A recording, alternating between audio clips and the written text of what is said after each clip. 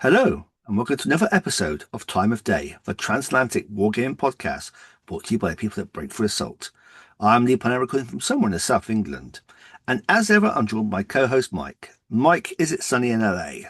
Absolutely. Suck it, lesser states. Perfect weather is back and it's, the middle of January. Dear. I take it you're saying just not fleeing the state of a snowstorm or something like that. Then No, I think Texas is doing that. I didn't think it was going to be that serious until I realised it was on a flight. Dear. Anyway, so tonight we are rounding up our.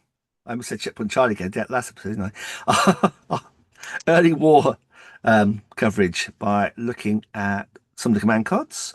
Mike has got a smorgasbord of command cards from all three packs to look at.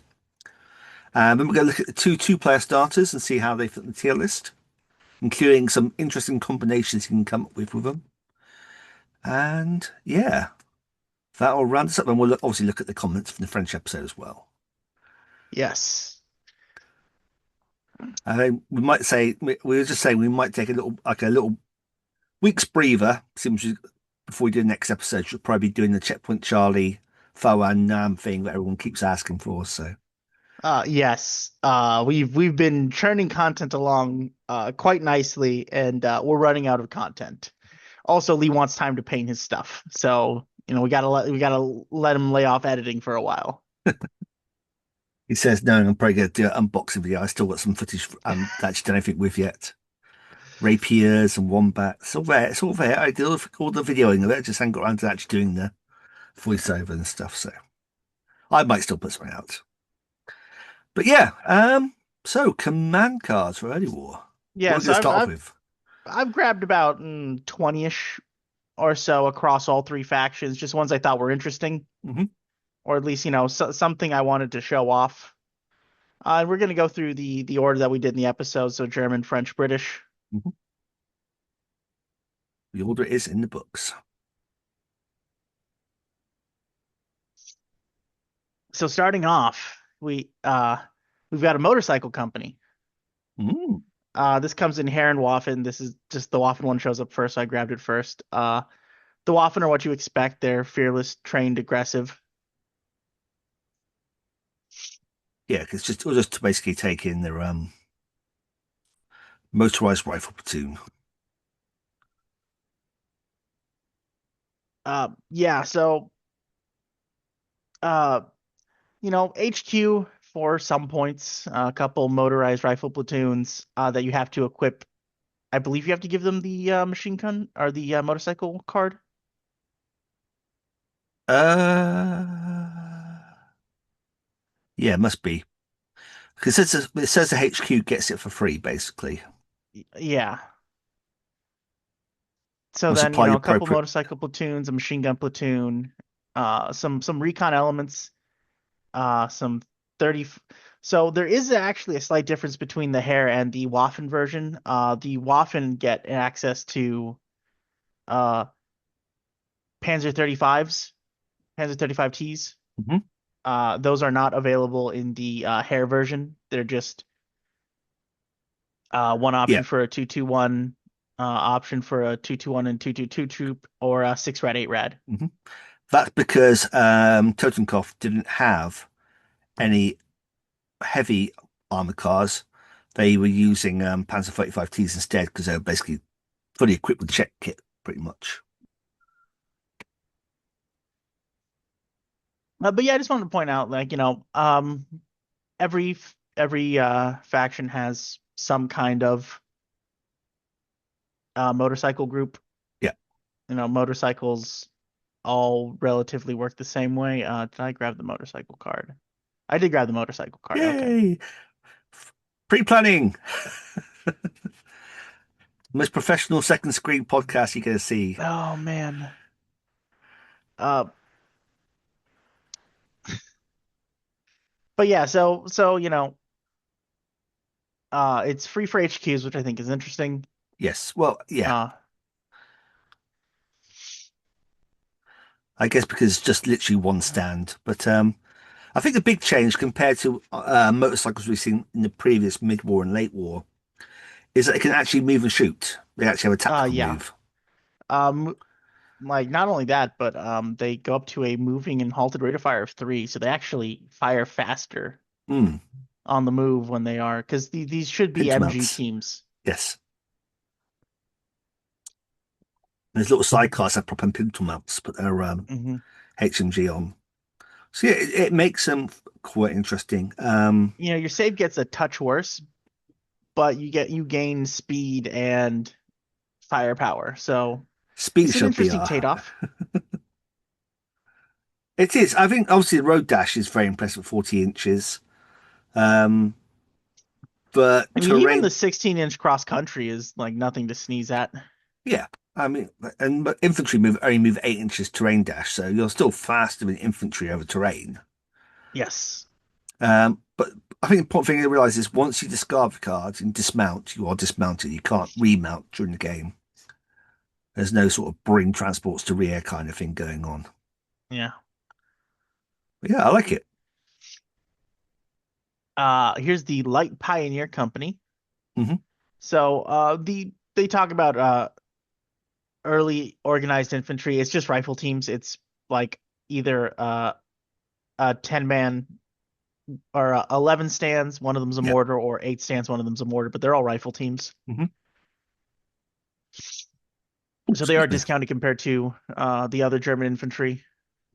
Yep. But the thing I think is interesting to and they do engineer type things, on 2 pluses, so they're actually a little better than engineers most of the time. Well, actually, it's the same engineer buff because they're veterans, aren't they? Yeah. But what's interesting is the destruction platoon. Yes. So you can get 3, 4, or 5 Panzer ones. Once per game, each team can either clear one minefield as a mine clearing device, or, much more importantly, assault a building, bunker, or nest in an assault step. The team does not require a cross check to assault teams in a building. Roll to hit any teams in base to base contact with the target team inside a building. A destruction machine must break off after if they become the defending unit in an assault against an enemy in the building, bunker, or nest.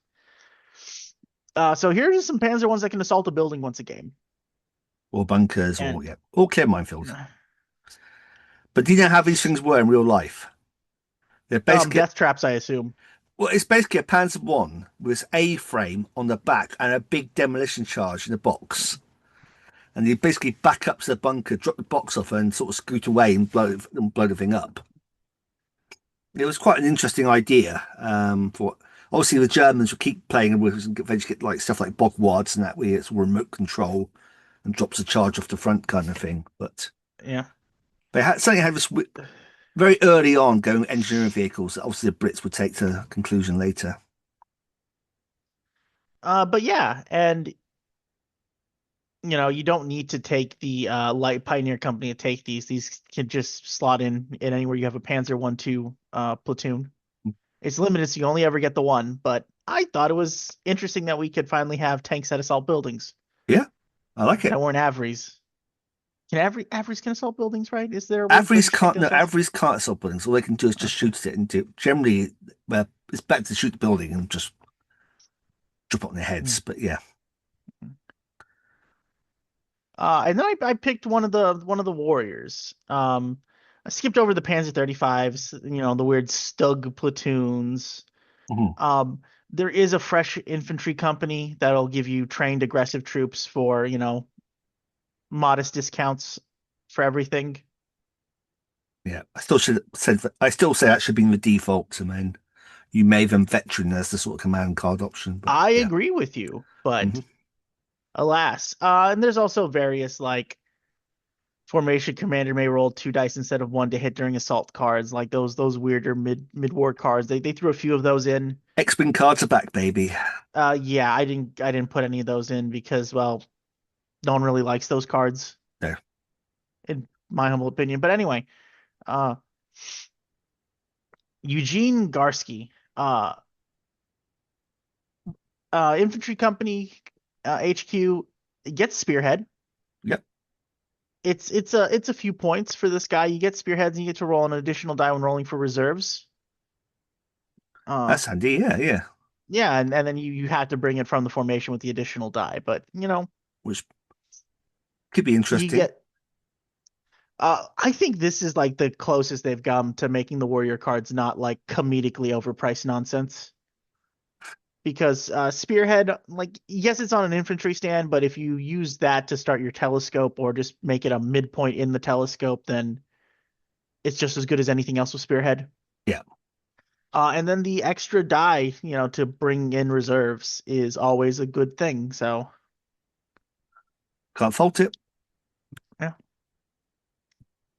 The only downside is he's in an infantry company, so it's whatever you're in reserves would be infantry technically, and that's kind of where the sticking point for this guy comes in.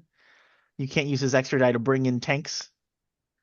No, you'll have to build an army around him, which might be Hmm. limiting, but still, But it there's can be there's interesting. room for something interesting there. Yes, I think so. Moving on to the UE carriers. I think we talked about it a little bit during the French episode, We but did, yep, yep. I think these are just cool because, you get three of them. They can technically carry some infantry around, but, you know, having your boosting lagging artillery or making sure that you're, big numbers to get those crucial rerolls in if you really need something going on, I think is a very interesting use. Yes. Important note, this is only for use for platoons from in the formation, so you can't have your 75 millimeters suddenly get a boost. It's only going to be like mortars, machine guns, all the stuff actually in formation, basically. But like I say, it'll prop up the mortars and make the mortars far more effective, which is generally quite useful. Mhm. Machine guns get more effective. They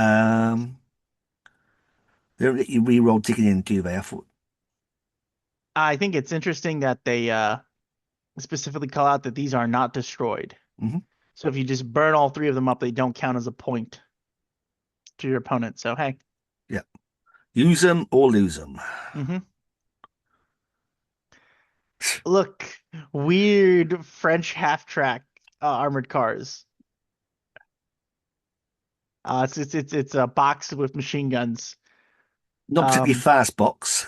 no, no, but this is one of the things that isn't this a 21st Panzer thing? I think so. Yes, I think these get used either unmodified. I think I want to say they modify them on train tracks, but maybe I'm thinking something else.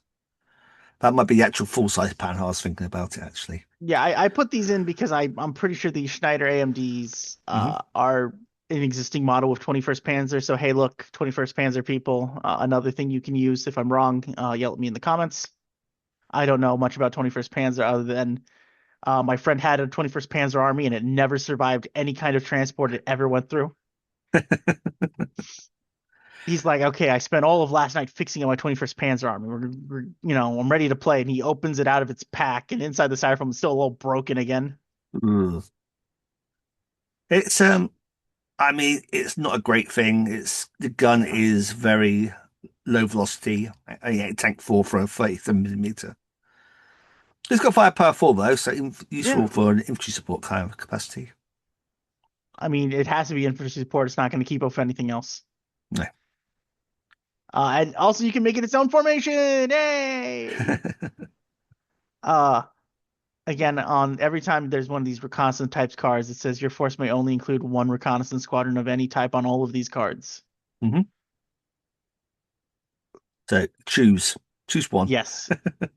Probably not that one, but Probably if don't if you have were so one. inclined, there it is. We have cavalry. Cavalry. Cavalry. Uh, I don't think I included the cavalry card, unfortunately. There were a lot. I think Uh, everyone has a cavalry apart from the Germans, yeah, bizarrely. the British definitely do. I don't think the Germans do. Mhm. But basically, it's +1 to hit teams that are mounted because Actually, they're I'm they're riding lying. around on the horses. The French are the only one for cavalry because the British have motorcycles, Germans have motorcycles. These guys have horses. Yeah. Sorry. Yeah. Um, they can't conceal. Friendly teams can't shoot over them. But they get to move 6 inches while charging. Tactical 8, terrain dash 10, Mhm. cross country 20, road dash 20, cross 2 plus, 3 up save. Hey, anything with a heavy weapon like can't charge while cavalry, so the mortars are not charging. Which makes sense, yeah. There's a dismount card, so you dismount them and they uh become normal infantry. And I Yeah. don't believe there's any remount kind of cards or rules. So No, I say it's like motorcycles. Once you're on foot, you're on foot for the rest of the game. yeah, The one I can remember is if you can dispose a card in deployment, so you actually have the guys set up in as infantry basically. hmm, No, I can't remember what the exact wording is on it. I have to look up later. that is an excellent question because it would also have to apply to motorcycles. Hmm. The cavalry platoons are rifle MG teams, so 2-1, a little less effective than motorcycles, alas. Well, not many Um, horses have a pintle mount for a machine gun generally. yeah, fair. And then we're moving on to what I think is actually the interesting part of the French command cards, which is the various modifications types there are. I skipped the reserve company, which just makes them reluctant for a little bit of a discount, but colonial rifles making you fearless and giving you that 3 up assault. Yeah, colonialism, but yeah, making them a Uh very fearsome assault unit at that point. yeah. The chasseurs alpines, making them fearless veterans and giving them mountaineer. We all know what mountaineer does. Kind of crap, but Not much. And you're paying quite a points delta for that compared to the compared to colonial other troops. ones, yeah. Yeah, compared to those who are also fearless and hit as hard as the Alpines in the actual combat, you are paying a bigger delta just for that slightly better Yeah, skill checks. Yes. you are definitely paying for the premium there. Mhm. And no, also you're not changing your hit on. You're still aggressive in terms of being hit on here. Oh yeah, all of this is still aggressive. And Mhm. then there's Chasseurs de Nords, which for barely anything more makes you fearless trained and mountaineers. Yeah, And these then guys were free poles basically. well, Oh, and then got we a free have poles. the actual Poles in Hmm. France, which is for fearless. The thing I want to point out is that the Polish army in France and the Chasseurs de Nord company is the same cost. Right. So uh, you But become everything's fearless, but you could have mountaineers mhm. for free, basically. I still like the colonial rifles, actually. I think fearless trained with a 3 up assault for, you know, modest point increase, I Yeah. think is really good and interesting. If not, then, you can just make them fearless and that's great. I think, like I say, you make them extra assault infantry effectively is not a bad thing. Back them up with some Sunwars, that kind of thing for some moving fire support or chars. Yeah. But match those bad boys up with a char B unit. Just go, yeah. Oh. Speaking of Charbis, I picked a Charby platoon commander as my interesting warrior card for the French. Yes. And he is Uh, a unit leader, isn't he? If I'm right. Yes. yeah, he's for a platoon, Mhm. so he's not an actual formation leader. But for, a few points, having a Sharpie that remounts on twos and gets to reroll hit rolls in his shooting step. Remember, the Sharpie's got a lot of guns. So, the reroll is a little more effective because you get it on the 37 and the 75. I was about to say the secondary Yeah. weapon, the extra +1 penalty to hit. That's really handy, actually. So So yeah, yeah, and he goes with a platoon. So if you're just taking a one drop of Sharpies, then you can slap this guy on for, a little bit extra just to squeeze the real what's the word I'm looking for? Just squeeze a little more efficiency out of him. yes. Moving on to British command cards. Look, more armored cars. Look, you can run a formation of these horrid Morris cars. Okay, I think the I interesting bit is like this. them. Yeah, sorry. I like them purely on vibes. I like how they look. I like how they're big, dumb, and they're super tall, and they look like something that the Soviets are running. It does look It like a it looks like a BA-10. Yeah. British BA-10. Yes. So the BA-10 actually had a decent gun. It was just a boys tank rifle, but yes. But I think the Uh, interesting part of this is a sapper platoon you get as part of their force. yes. As a separate command card. It basically gives them a lot of like pioneer capability, if I remember rightly. You do lose the counterattack and assault is kind of the downside of the British pioneers. Yeah. But you get the traditional clear minefields and units digging on threes, and you can get a lot of guys. Like your options for the pioneers or for the sapper platoon is 13, 10, and 7, and they're all rifle stands, but that's a pretty big stand. Hmm. Yes. I mean, they're not there for assault. They're not assault engineers like other forces. They were there for clearing obstacles. Yes. Anyone Um, remembers the old mid version 2 engineer platoons? We used to get the big bunch of rifle guys. It's basically we're going back to that again, which is and basically the only guys who get flamethrowers are the German engineers. The yeah, French and the British don't have them yet. no, But it is a thing that you can just like the card says pick a support option. Uh no, I didn't take the card. Pick a support option or take it as a support option, then just pay for the platoon. So for you get, 10 rifle stands that or 10, 13 rifle stands that just sit on the home objective for you and dig in really nicely and just be a pain. And then you can advance in all your tanks. Like this it's kind of a sort of a sweet deal for I run a tank force, but I need infantry to stand around on something for me. yeah. It's a very different formation to Div Cav it replaces. Div Cav is just lots of scout carriers and light tanks. This is armored cars and some infantry. It's an interesting mix up of that dynamic, basically. I think. Yeah. Now we're moving into what I think is the really interesting thing of the British command cards, and it's the territorials. Yes, So because you can get a guards rifle company and they last stand on threes. You can get a Highland rifle company and they do the thing where it's if you're within six, you get a 3-up rally. But Lee and I talked about this earlier, and I think like the territorials are actually really, really good. Obviously, all these formations are for rifle companies, just like the French. There's no modification, any kind of armor companies. Only the Germans have that, and that's just to make like Panzer 35s Waffen. yeah, But for a pretty hefty discount on rifle platoons and a little bit of a discount on other units, you become green. You still assault on fours though. Still got deadly, and you yep. become aggressive. Hmm. So you're basically a bit more like the French at this point, Hmm. but you keep your Uh, confidence well, and a, a You thing keep your 3+ counter attack for British Bulldog as well. Yes. So you still fight pretty good. You just get shot a little easier. Yeah. I think I noticed units and teams with heavy weapon gun and scout have assault 6. So only if you have all three of those do you get assault 6.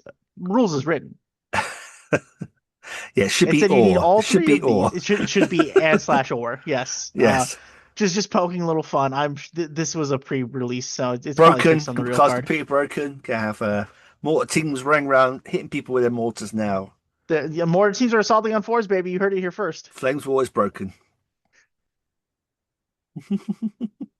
So here's the first of the interesting options is the 18 pounder field troop.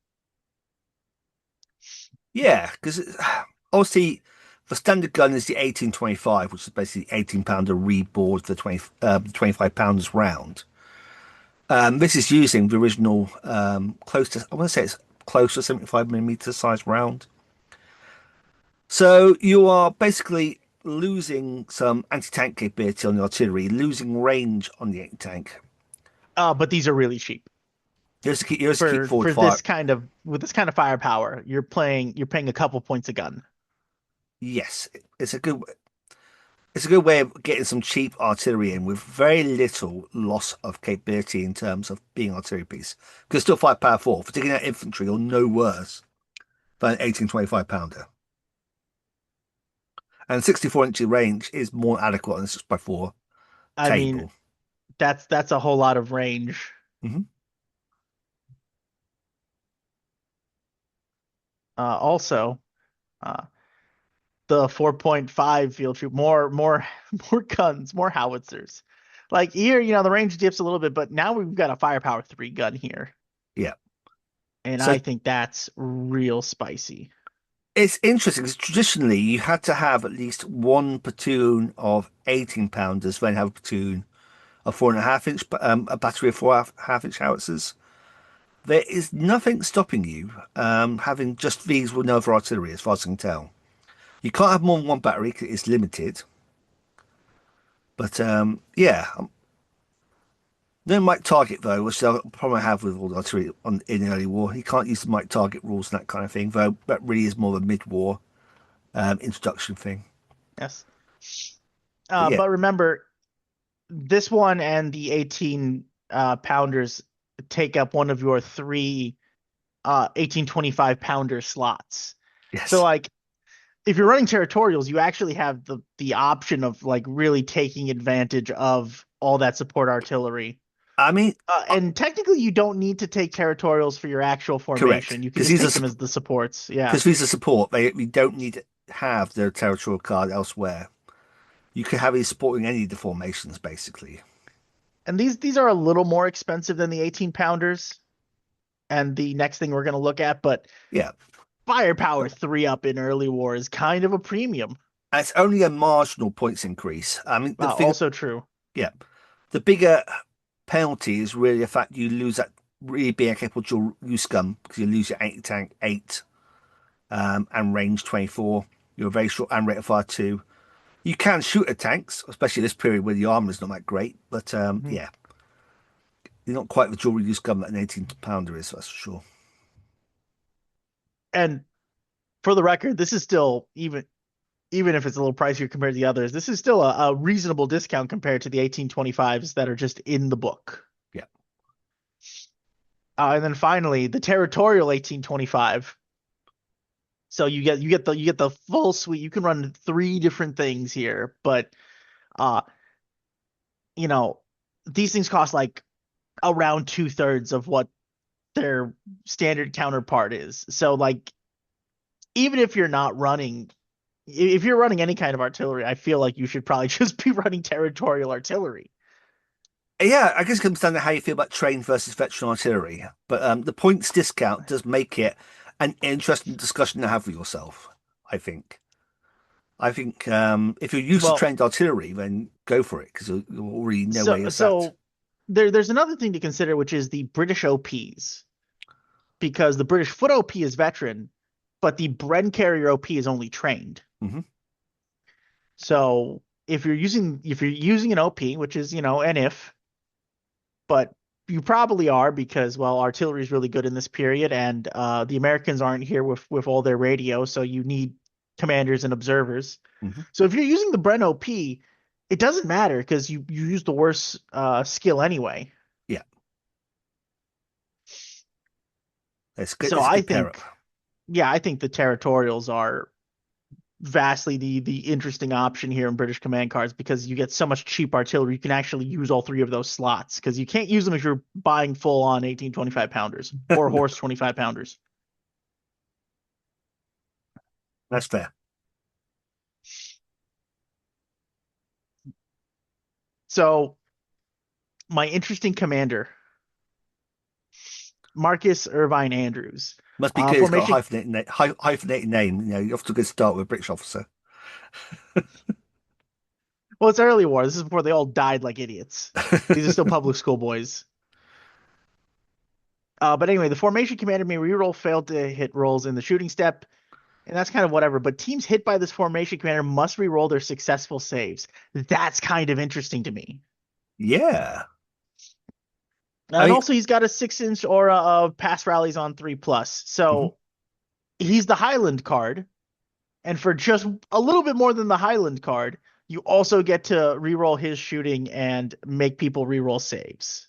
I mean, VR obviously is a rifle team because they don't It have is a SMG. rifle team, Yeah, so but hey, but one shot, one kill. but I just think like Battlefront saying like also reroll successful saves. I think this is a first for warrior cards doing that. So Yes, uh slightly stacked up with no ability for sure. Because yeah, Yeah, re-roll your hits and then your opponent re-rolls their saves. It's a good little 1-2 punch for Lee Enfield there. he's really accurate with that Lee Enfield. He might even have sights on it. Well, actually, in the text it says he was running around with a Bren gun apparently, but yeah, Oh, it's a shame they don't up his rate of fire. refire. Yeah, but do that and not do the re-roll for hits. Probably would have felt yeah, but yes. Would have been better. I would have much preferred that. I would always prefer more dice over rerolls. And then finally, I saved the best command card for last. But Duncan Rage video in here, but yes. Oh, I forgot to. We all know. I didn't redact the points. Oh no. We all know what Lucky Oh is. yeah, Lucky's always a point. So Lucky's always a stupidly point. cheap for what it does. Yeah. Um, Another few honourable mentions I feel are Fighter Intercept, which is what both the French and the British get. It's basically a disposes card, and the opponent re-rolls their aircraft. Yeah, certainly because only the Yeah. Germans have aircraft at the moment. hmm I put those in the X-wing card category and said, eh. Yeah, but it's handy when the enemy's got all those two, because especially the British, you don't have any anti-aircraft guns. Um, and like I say, also another mention for the British Motorcycle Company and Motorcycle Car, which does very much the same sort of thing as the Oh, yeah.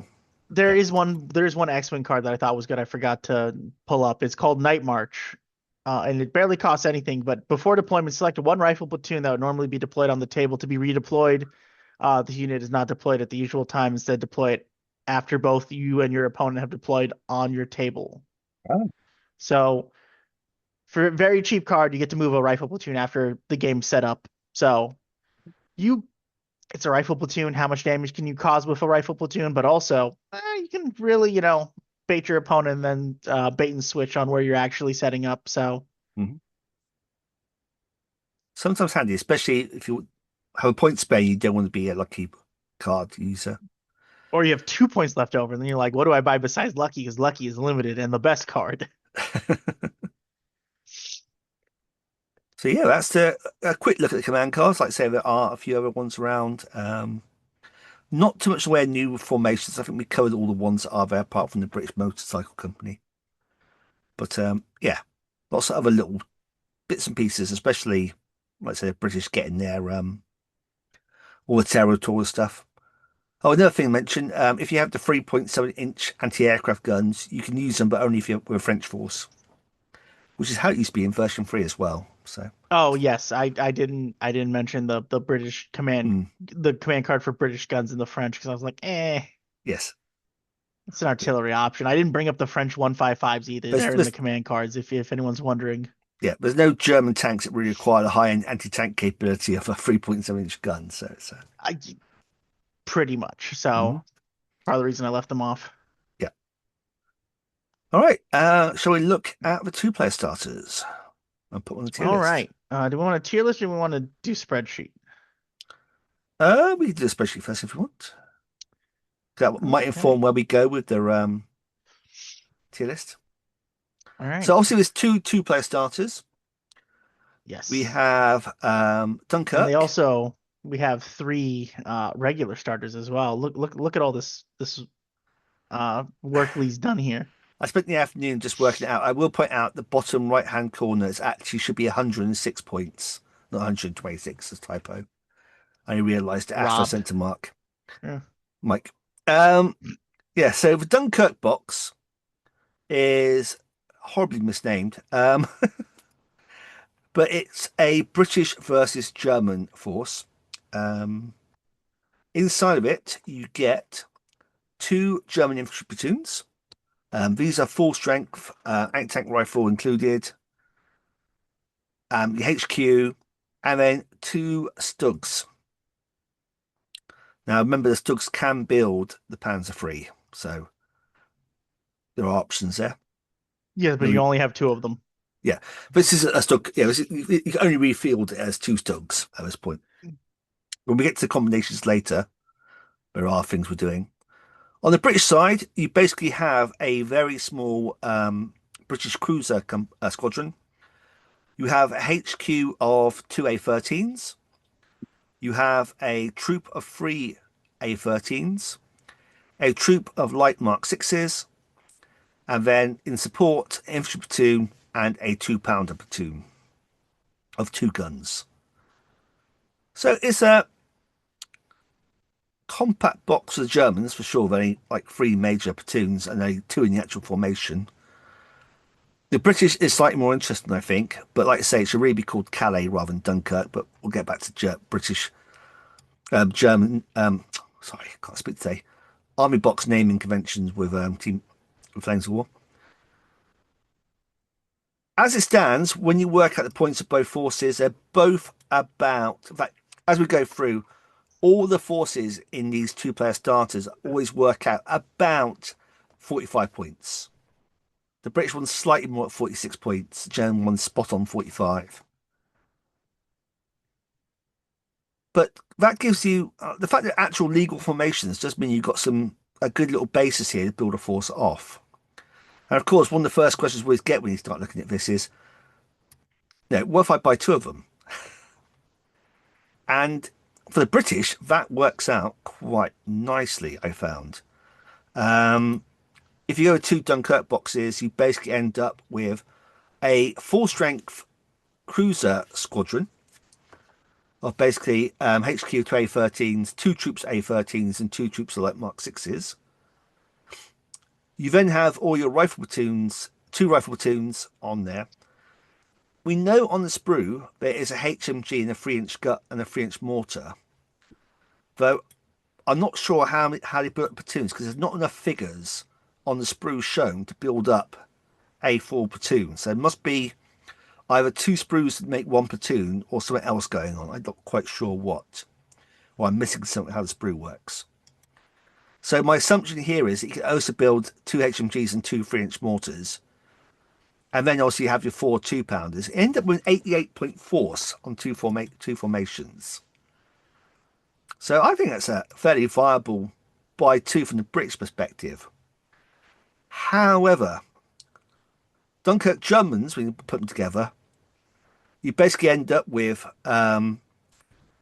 doing either you end up with a lot of an infantry platoon doing nothing because you're going to have three of them in a platoon, or you actually fill these guys as an infantry formation rather than a Schutzen formation, and you use the old not sorry, you didn't do that because the infantry can have up to 10 squads in a platoon.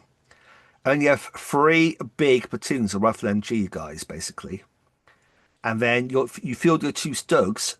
You build them actually all four Stugs as four Panzer threes, and have those as almost a one drop reserve effectively.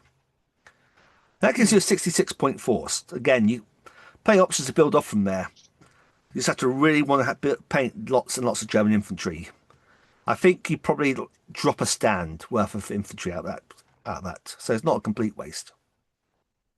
You could also use that leftover platoon as like pioneers or something. There are command cards that Yeah, let you squeeze that platoon in for yeah, support. yeah. So you could stick with shirts if you and go with three platoons of shirts and MGs and Yeah. have you're right, a fourth platoon somehow. So it is viable. I marked it yellow because obviously it's only 66 points for quite a lot of figures, and you have to build a lot more onto it. Whereas the Yeah. British one's pretty much, I don't know, throwing some 18 territorial 18-pounders around at the force, and you're pretty much done. So I think it's something worth looking at if you're British players looking at two Dunkirk boxes. The other option is obviously combining it with the British Rifle Company for the British. Obviously, we looked at previously as a rifle company. So now you have got three rifle platoons all sort of knocking around with that. But hey, you got the space fight in the platoon, and you've already got the HMGs and mortars and two 2-pounders in that box. So you now got four 2-pounders.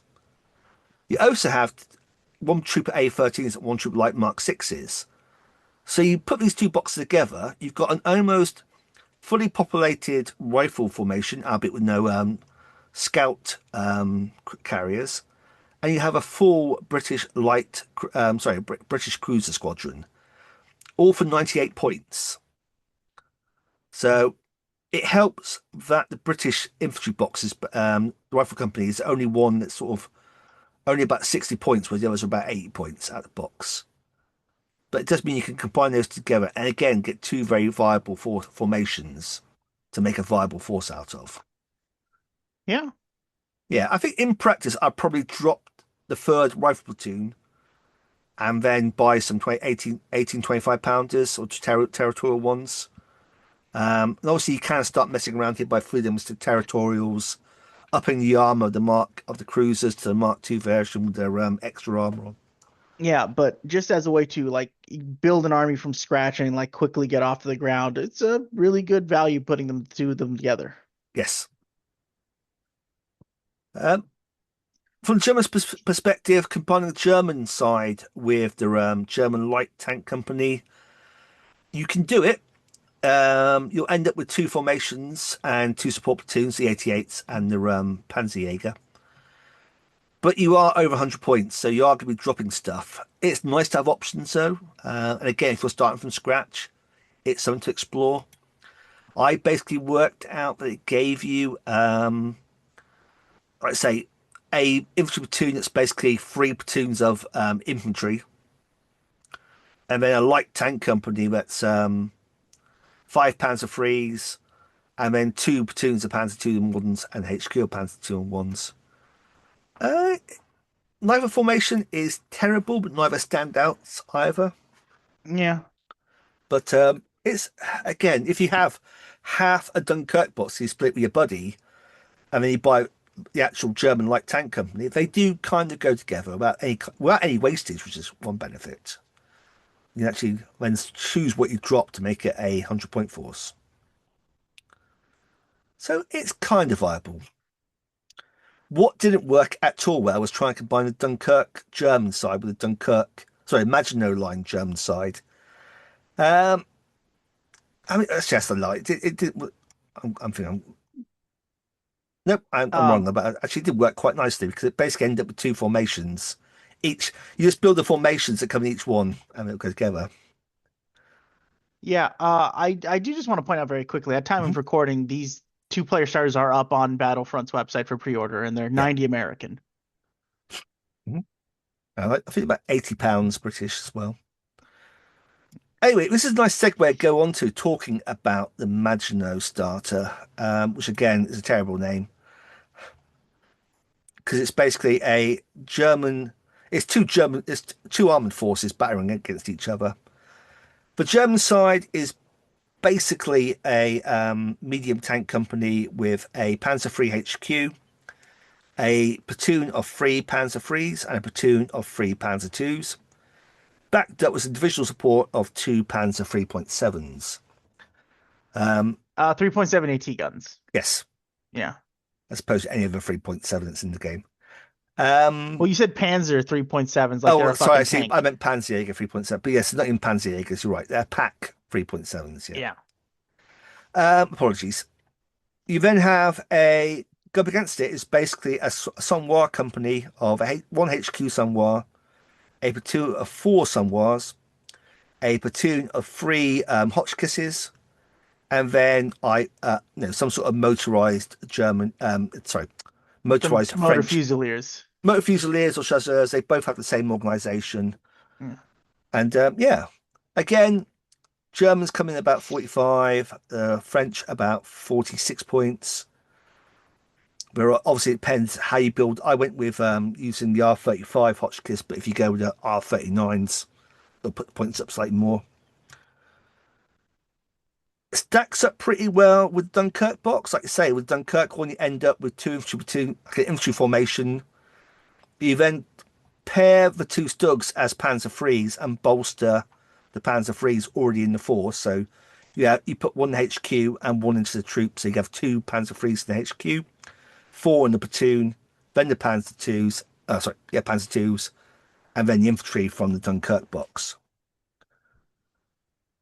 Again, you can pair it up with the German box, German light tank company box. It kind of works. You're basically looking at you can't recombine the two formations together. You end up basically working out best to have the formation for the light tank company plus a second formation of the Panzer threes and the Panzer twos. I've tried various ways of combining them. I couldn't make it work. And if you take the Panzer threes out of the German light tank company, it makes it very brittle. So you can't, and you want to keep three of them in the light tank company, and then have the other three in the actual Panzer III company. And then you get an extra support platoon by having the 3.7s on there. So it's not terrible, but it doesn't really synergize very well. You're not really getting any new capability, you're just getting more stuff in a weaker formation. So I think the problem is the German light tank company box is pretty standalone in terms of its formation. You're better off just buying more Panzer twos and Panzer ones to bolster it effectively, and then some artillery. Buying all these other boxes just doesn't quite give you any kind of anything that really works in terms of building upon it. On the French side, though, imagine that, like say, double Maginot for the Germans, very nice. I think we were discussing this in one of the episodes when we were doing the maths. The Maginot one definitely works as a buy two because on the German side, you end up with a three platoons of Panzer threes, three platoons of Panzer twos, a full platoon of four 3.7s, and a HQ of two, all for 89 points.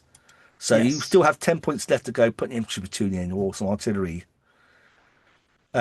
On the French side, two Maginot Lines gives you basically a HQ S-35, a platoon of four S-35s, a platoon of five S-35s, and then two platoons of the Hotchkisses, whichever flavour you want to do. You can even combine the two infantry together because you can have one as a motor fusilier platoon and one Yes. And then as a chasseurs platoon because they have different yeah. names, but otherwise they're the same stats, the same sort of layout. You don't have to try and do some sort of weird little infantry formation. You can have both as force support legally. So yeah, when we get to it, I think the Maginot is definitely but for both sides a buy two. Makes it very strong in that respect. Yes. And then combining French or German Maginot with its light tank brethren is still Yeah, it kind of does it, but like I say, it just it's you end up messy. with the formations don't mesh together. They end up being two separate formations, so Yeah. it's not a good synergy.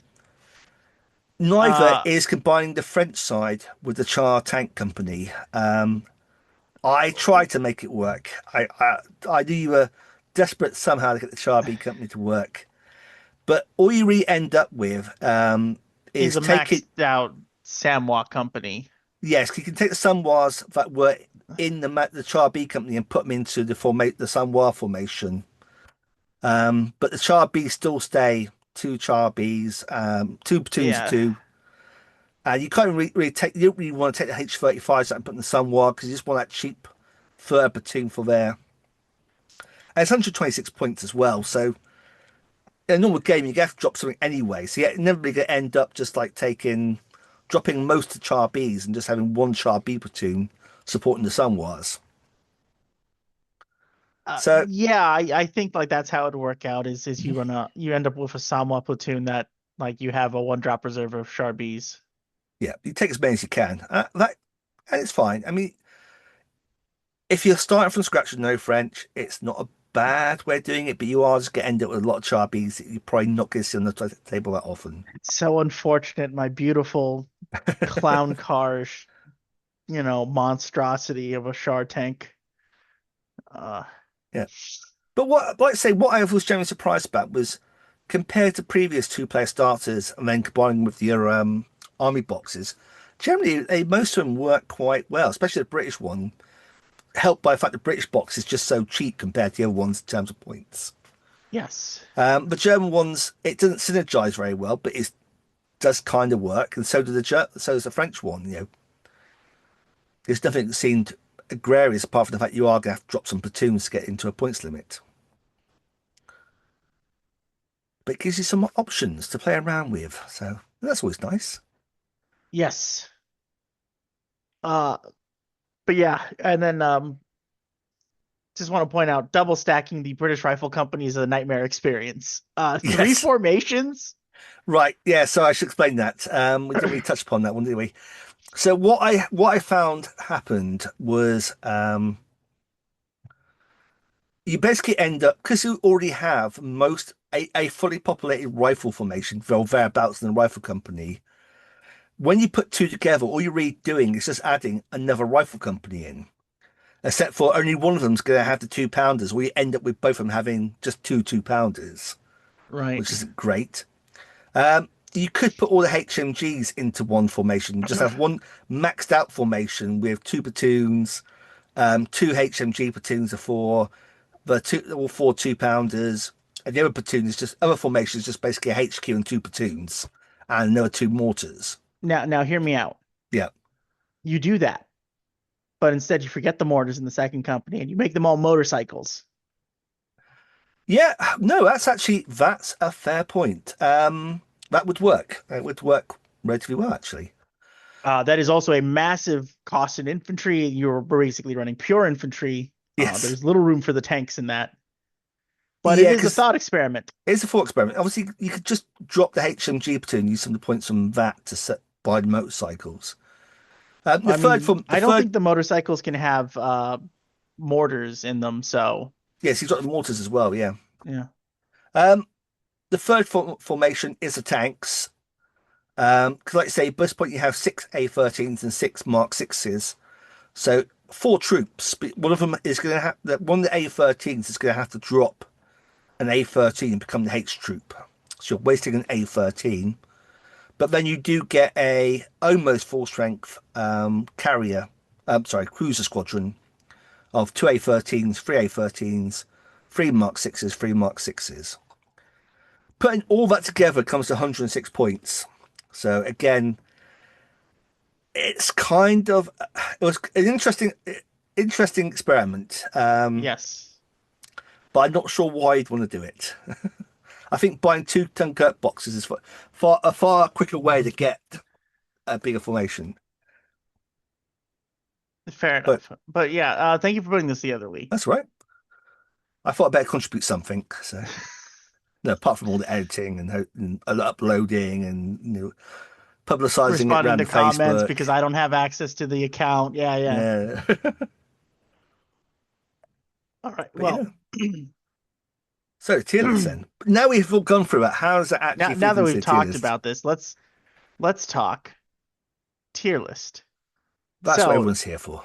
yes, our very sparse early war tier list. Don't worry, we'll add more to these as books come out. But Yes. just a refresher, the British and German have Starland starters, and the French are put on little monocles and mustaches and are drinking tea, pretending that they are British Hmm. because their starter box is dreadful, and it makes me sad. Yeah. And as we just proven, neither box is a buy two. Definitely not. However, how do Well, we feel about Maginot Line? I think I let's think give this a Maginot case. is a slam dunk buy two. It's buy two on both sides. Yes. It's I don't know how else to describe it. It's brilliant. Hmm. Battlefront put together an absolute smashing deal. So if you need early war stuff to bolster your German collection, you've never had French before, like just buying two of these and keeping them yourselves is a great way to get going in early war. You could show us to a friend, but fair, but no, but friendship is magic, and friendship and magic is heresy. So I yes, mean, what is friendship compared to adding to the pile of shame? We all do it. yes. We all say, and then you can split with a friend. We all sit there and go, but what if I want a French army later? What if they discontinue this box? What if the FOMO happens? Absolutely, because yeah, the French are cool. There's no way around it, and the box makes a very cool I mean, force. this is their only chance to be cool. The rest of the war, they're using American stuff. Hmm. They're a command card at best for the rest of the war. This is the one time we get to have fun with France. It'd be interesting to see what they do about the Vichy French in Syria, 'cause that was an interesting little side campaign in the early war. Australians trying to, kick the Vichy French out of Syria, I mean, we'll and see. We'll see what happens in Battle Axe. yeah. So Dunkirk box, though.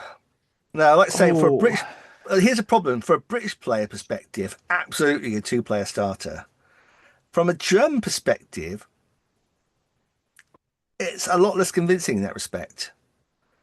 You can kind of do it, but Because it is the German infantry force as well. mm, Uh the fact you can build the Stugs as Panzer threes makes it more viable as a two by two for the Germans. But you still only end up with 66 points, very infantry heavy with no support weapons. yeah. It's I think I almost want to have it twice. Buy two for British and solid starter for the Germans. Yeah, unfortunately I wish I could just Just to I can't keep make doing it that. Look, it appears straddle. if you get quick Quick enough, it'll appear on everyone, both at the same time. just clip this gif. Clip this gif. Yeah, I think it's a solid starter. But if you are British, a, if you're a British player getting their half of this box, absolutely don't let the German player see this video and convince them to buy two boxes, and then that's his problem later.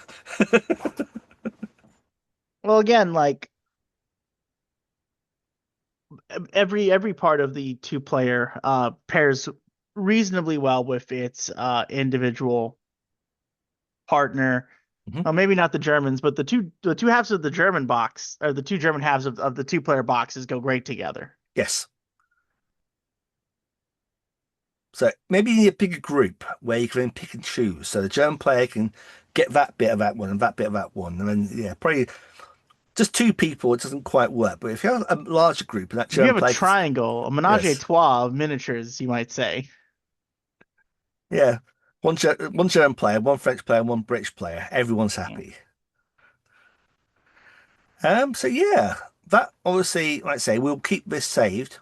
But it looks pointedly Yes. at Mike to make sure it does keep it saved. Um, and we will look at when we get to Barbarossa and Battle Axe. We will Barbarossa. keep building on this. Yeah. Yes. All Um, right. So comments from yeah, episode 28, the 28, French review. the French connection. Yeah. Yeah, at time of recording, the British episode has only been out for like 2 days, so not enough comments to go over. But it has got some comments, so thanks for leaving those. We will It pick does, them up yes. when we get to Checkpoint Charlie review next week. Well, not next week, probably sometime in the next few weeks. Shout out to my favorite comments. Comment for engagement. I don't think we have one on this one, but we do. Yeah, the British one does have that, Oh, so there's thanks. one in British. I looked at it earlier. Yes.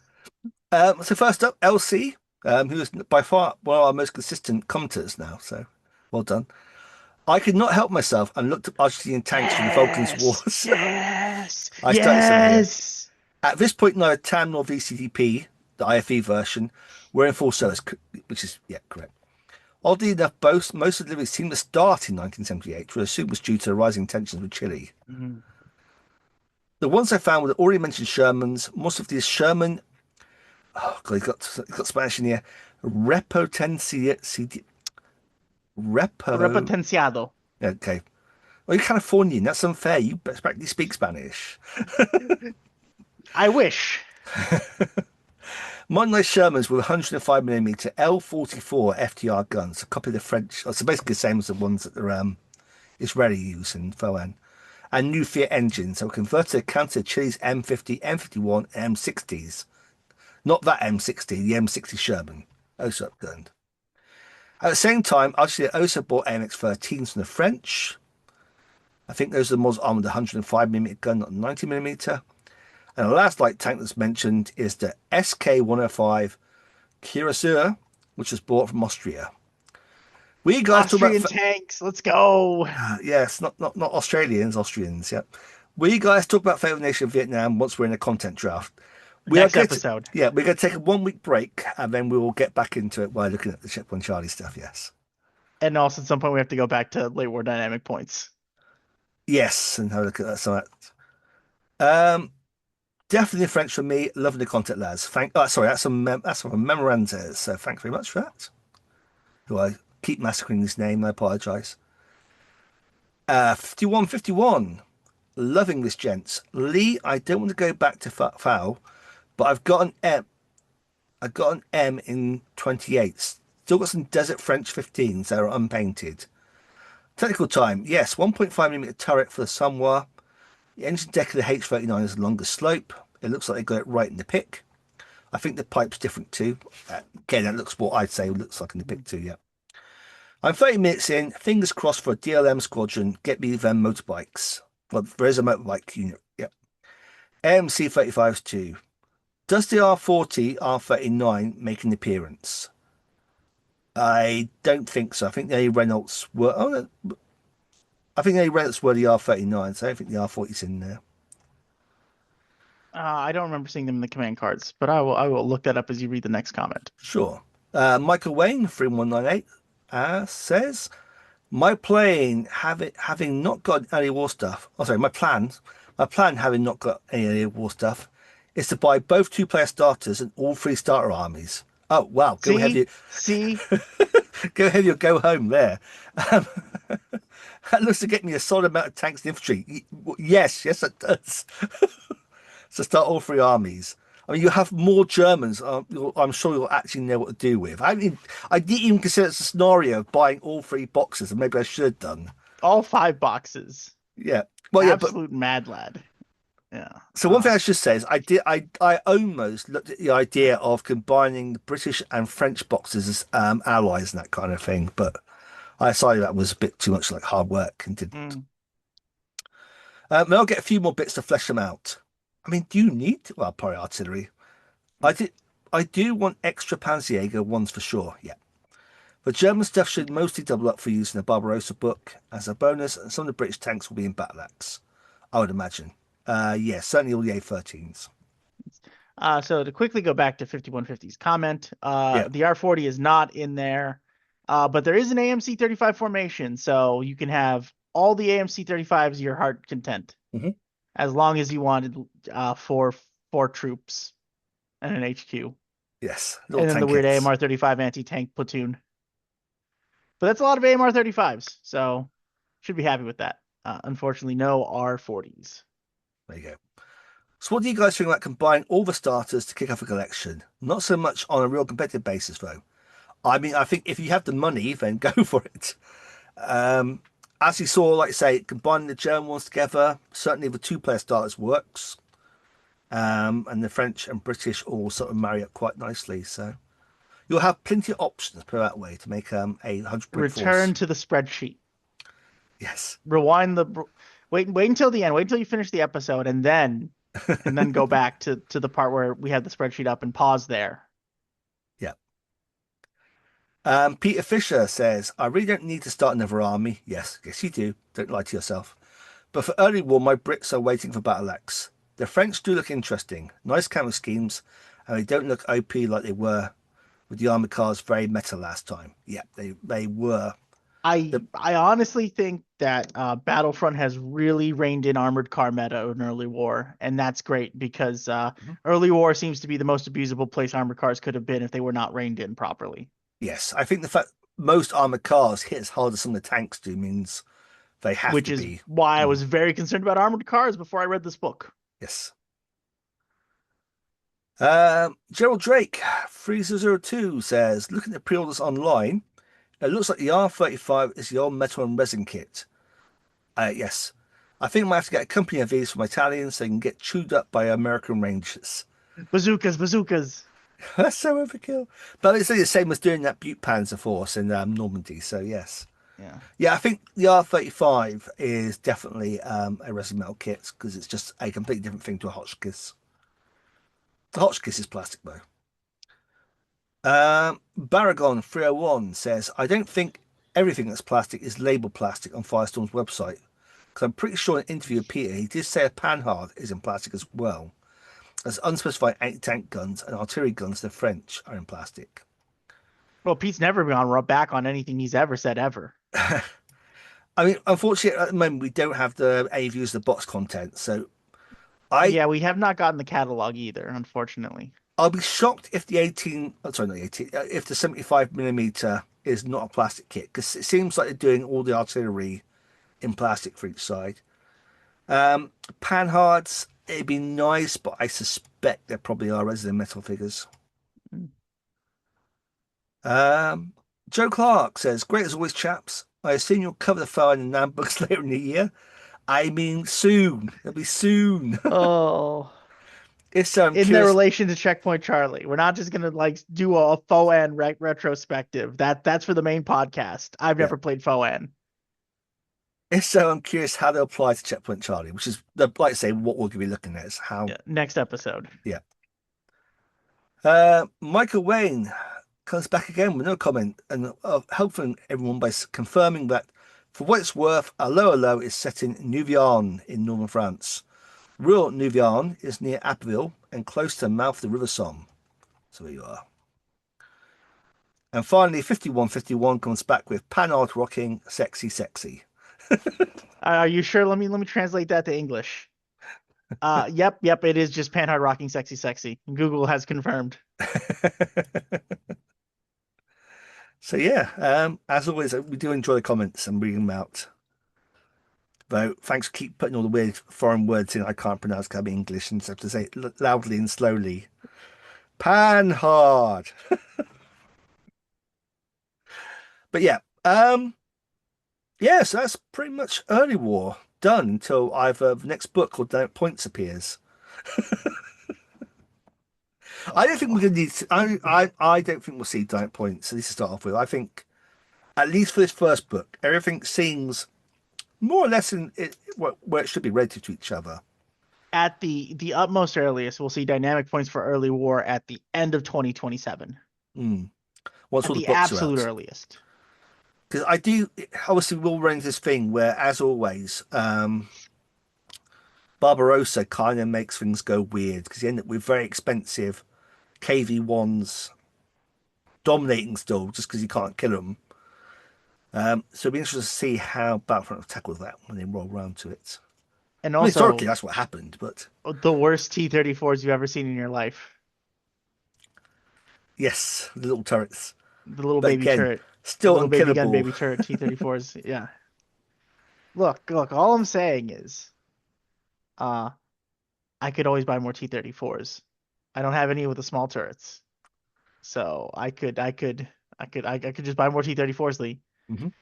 I'm Quick, hoping this. get the T-34 box. We're putting it on the early war list. 21 T-34s. The box is coming back, baby. What in? Oh God, that's like how many points there'll be. It's like about five different armies worth of tanks there. Just to see if they come back with a plastic early war turret, like a little sprue upgrades the T-34 rather than a whole new kit. Um, hmm. They might just do the regular 76 turret, and it might just be one of those extra barrels that's on the sprue. Maybe, yeah. It was a very Because different there's, turret, though. It just depends how they go. Because Battlefront sometimes will go, close enough. or Hmm. what would be the best for everyone involved is they just sell the turrets. Yeah, Like a little like, hey, here's that's it. five turrets, Here's your and I box can of just stick 21. them on top of my T-34s. Your box of 21 T-30 box, 21 T-34s, and your box of 21 T-34 turrets. Yes, exactly. Perfect. Buy two. Done. Ship it. Uh, dear, absolutely. I can't wait to put put a single KV1 tank on the board for like 25 points and be like, "Come get me." Bring it. Oh, you did bring the Ooh. 88. That's unfortunate. Where's your mobile 88? Hmm? Oh, you did actually bring the oh Hmm. no. Don't worry, my plucky little biplane will save me. Whee! Ah, dear. I mean, can you imagine a Night Witch's command card to make that awful biplane good? So here's the thing: those awful biplanes in version 3 were generally the default Soviet aircraft because they were so cheap compared to Il-2, but they had exactly the same rocket attack. And back then, the Hmm. rocket was the main weapon you used to use with the Il-2 with the old rules. So yeah, that little biplane was like everyone's go-to air support for the Soviets until really the Il-2M appears in the late war books with the better, bigger cannons was more of a tank hunter. But yeah, it didn't translate to into version 4, that's for sure. Well, I prefer using the big dumb cannons on the IL-2s anyway, so Well, c'est certainly in la vie. version 4 rules, they are much more effective than rockets and artillery generally. Yes. Uh, So what you got in pre-order then, Mike, for early war? What are you going for? Well, at some point, I need to buy like 6 boxes of Panzer 38s. Hmm. So Panzer Uh, 38s for Germans. Okay, good start.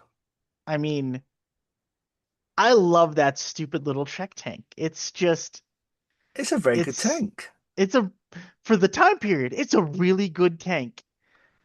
I would love Hmm. to see, Battlefront, once they finish early war, Battlefront put out like some what if books, like what if Czechoslovakia, resisted? Hmm. Then we could run like a Czech army, or Yeah. it's something like that Hmm. might be an interesting thought experiment. Instead of just like immediately moving into version 5, they just go, okay, let's put out a couple weirdo books. Yeah. Let's have some fun. What if we covered Italy? What if, It is a what if book. What if we covered Italy? Jeez. It's like what if kind of America like have a got little involved in faith. early war? Like just a bullshit book to put America in early Right. war. So, way back in version one, when the first American book come out, a mid-war book called Old Ironsides, it had a section there, a what if, based off the Louisiana maneuvers. So it Mm. had like truck-mounted 3.7 anti-tank guns, the M2 medium tank, which is lots of machine guns and a casemate, basically. An armored box of machine guns, the Yeah, American doctrine at its finest at the time. Yes. yeah. The T2, I thought it's a T2 cavalry car, what basically looks like a cut down Uh, Stuart. com combat Combat car. cars, yes. Yes, they called them combat cars because the word tank Hmm. scared the cavalry, so they couldn't call it a tank. They called it a Yeah, combat car. because tanks were for infantry and cars were for cavalry. Yes, this Well, car just not has. only that, Mhm, the American military had a hell of a time convincing the cavalry to give up their horses. It mhm, was the chieftain put out a really interesting video about like the interwar tank developments of all the nations between World Wars One and Two. So I mhm. highly recommend the American one because he goes into depth about how much teeth had to be pulled to convince cavalry commanders that horses were dead and done with. Did you not just see what happened in World War One? The horses did not do well versus machine guns. Ah, but cars break down. Yeah, and horses get shot by machine guns. Like that was kind of the whole point of the Mm. Louisiana maneuvers, was to embarrass the cavalry officers enough to make them give up. Mhm. But yes, it was quite a fun thing in the old version one book. So yes, that it would be interesting to do, like say a book of hypothetical into like late into war, early war sort of scenarios, like say Americans, Czechs, that kind of stuff. I Sure, like what if that. Bulgaria got involved? And we can put out a little Bulgaria supplement, like I'm not saying Uh, like you either do one really big book with all of these together, or you put mhm. out like 21st Panzer-esque pamphlets. Yeah, a whole That's like like card here's collections. here's Yeah. here's some cards in like two formations. Hmm. I like the idea though. I like the idea. It's got to have some merit on it. That It's that one's free, Pete. You take that. You put that away. but what about we're gonna keep going to what if scenarios? Because I can hear Pete already thinking about this. Hear me out. What about a whole army of togs? Hey, put that command card in the book, brother. Let's go. Commanded by the prototype Tog 2. It's Tog 1s with a Tog 2 commander. I mean, imagine being a 17 pounder to early war. That'd be hilarious. I'm sorry, is that a KB1? Not anymore. But yeah. Ah man. There you go. Sorry. So this nonsense aside, like so we're gonna take a little break, and then we'll come back looking at Checkpoint Charlie, catching up on those, like say, Farron and Nine bits, and who knows what we'll do after that. Yes. We'll Remember to see. like, share, and subscribe. Follow us Mhm. on Facebook at the website breakthroughassault.co.uk. Yeah. Follow us on Patreon for $1.50 a month or £1. Hmm. And come join us on Discord to discuss the madness. Yeah. On Facebook, I look know for I was bashed as a Tifosi last episode, but the new Ferrari car looks incredible. look, did you see the video of the moving surfaces? Yes. It looks Yes. so weird. That's gonna take some getting used to, that's for I sure. can't wait for this weirdo Italian monstrosity to ruin everyone else. This is our year. This is our year. This is our year. Anyway, He Mike, says before Ferrari inevitably fucks it all.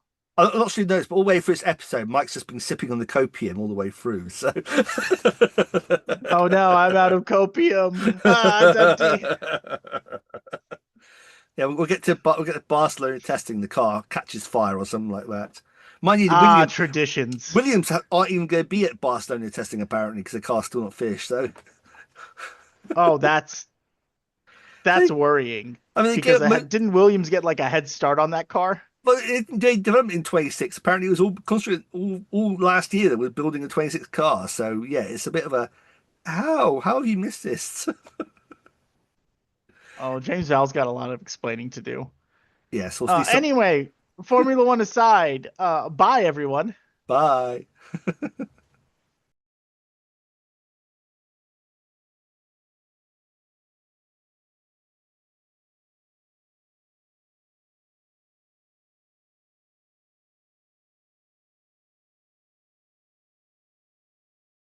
Also, I was distracted in the early part because opening this fucking bottle, I cut like Oh no. Oh yeah. Jeez. I took a chunk of skin out of the palm of my hand opening this fucking thing. The Canadians are out to get me.